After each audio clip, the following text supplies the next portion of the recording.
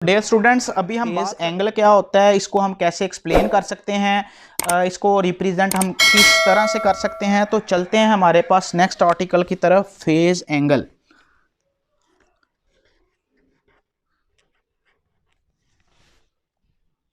Phase angle, right जी। तो इसको हम सिंपल वर्ड्स में देखते हैं कि स्टूडेंट्स, हमारे पास जो फेज़ एंगल होता है ना, वो आपने ये बात याद रखनी है कि हमारे पास फेज़ एंगल, जब कोई भी बॉडी सर्कल में मूव कर रही हो तो उसकी जो स्टेट है ना, उस सिस्टम की स्टेट, वो जो ऑब्जेक्ट है, वो जो पार्टिकल है, उसकी जो स्टेट है उसके बारे में हमें बताता है कि वो स्टेट कहाँ पे है विद रिस्पेक्ट टू टाइम, उसकी पोजीशन के बारे में बताता है, उसका डिस्टेंस बताता है विद रिस्पेक्ट टू टाइम। तो ऐसे एंगल को फेज एंगल कहा जाता है, जो हमें सिस्टम की स्टेट के बारे में बताता है जब वो वन कंप्लीट साइकिल जो है उसको मुकम्मल करती है। तो इसकी वैल्यू जो है वो भी स्टडी करते हैं। हम इसकी डेफिनेशन को देख सकते हैं। तो आप इसको डिफाइन कैसे कर सकते हैं? The angle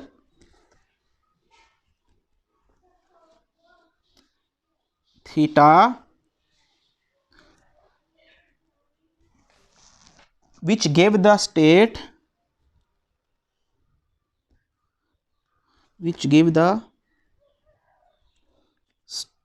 of the system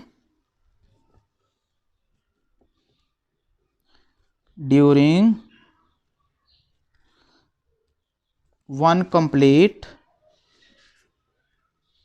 cycle भी कह सकते हैं, राउंड ट्रिप भी कह सकते हैं, ठीक है ना।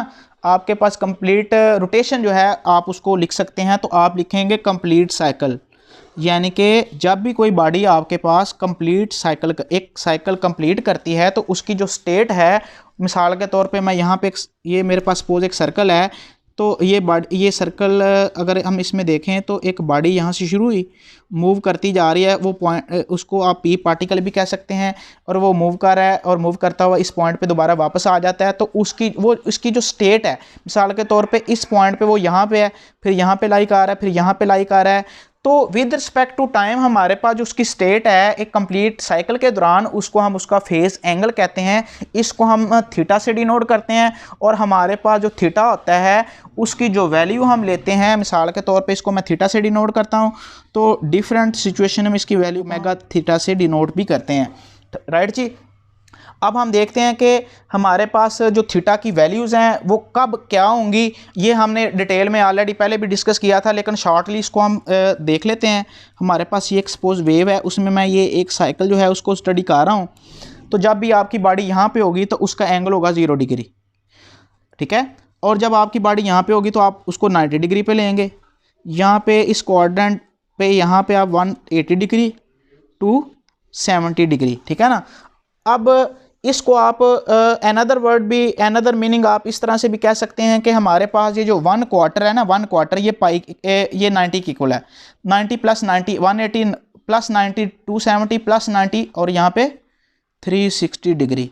अगर आप इसको पाई की फॉर्म में लेते हैं तो यहाँ पे ये 0 डिग्री, ये जो है 90 जो होता है इसको पाई बाय 2 भी कहते हैं, और 180 को आप पाई से कंसीडर करते हैं, और 270 को 3 पाई बाय 2 लेते हैं, और 360 को 2 पाई। और in the form of wave, जब हम वेव को स्टडी कर रहे होते हैं तो हमारे पास यहाँ पे 0, यहाँ पे देखें ना, ये इसके क्वार्टर हैं, ठीक है। एक सर्कल में 1 2 3 एंड 4 क्वार्टर से एक सर्कल कंप्लीट हो रहा है, एक साइकिल कंप्लीट हो रहा है, 1 राउंड ट्रिप कंप्लीट हो रहा है। तो 1 round trip is equal to 2 pi और 360 डिग्री, ठीक है ना, 2 पाई रेडियन।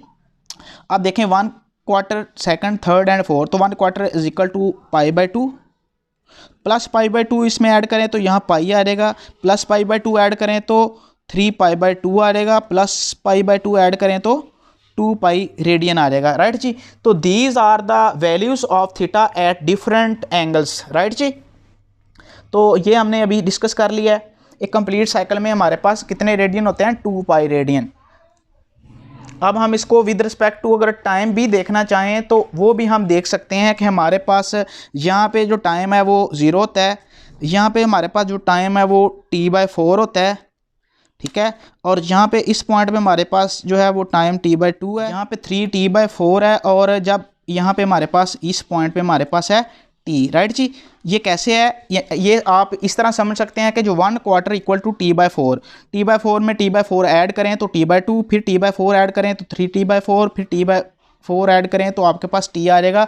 तो डियर स्टूडेंट्स, इसको आपने प्रीवियस लेक्चर में देखा था। अब हम बात करते हैं कि हमारे पास फेज़ क्या, ये फेज़ एंगल और एंगल एक ही बात है। ये जो फेज़ एंगल है इसको आप अनदर वर्ड्स भी जो एक्सप्लेन कर सकते हैं, शॉर्ट फॉर्म में आप आसानी के साथ इसको जो है ना वो इसकी वजाहत कर सकते हैं। आप कह सकते हैं कि जो फेज़ एंगल है या फेज़ जो है ये ऐसा एंगल होता है कि जो हमें डिस्प्लेसमेंट बताता है।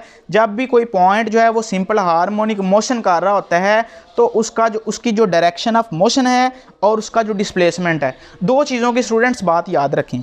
एक है जी उसका डिस्प्लेसमेंट और as well as direction of motion, ठीक है ना। जब भी सिंपल हार्मोनिक मोशन हो तो एक ऐसा एंगल जो डिस्प्लेसमेंट के बारे में भी बताए और as well as direction of motion के बारे में भी बताए, तो ऐसे एंगल को ऐसे यानी कि थीटा को हम फेज एंगल कहते हैं, राइट जी।